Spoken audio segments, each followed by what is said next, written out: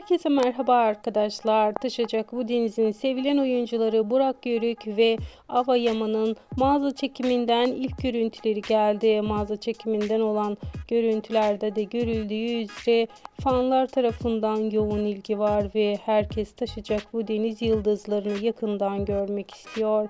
İşte sizler için oyuncularımızın kamera arkasından gelen paylaşımları, yepyeni haber ve bilgileri her an kanalımızda bulunmaktadır.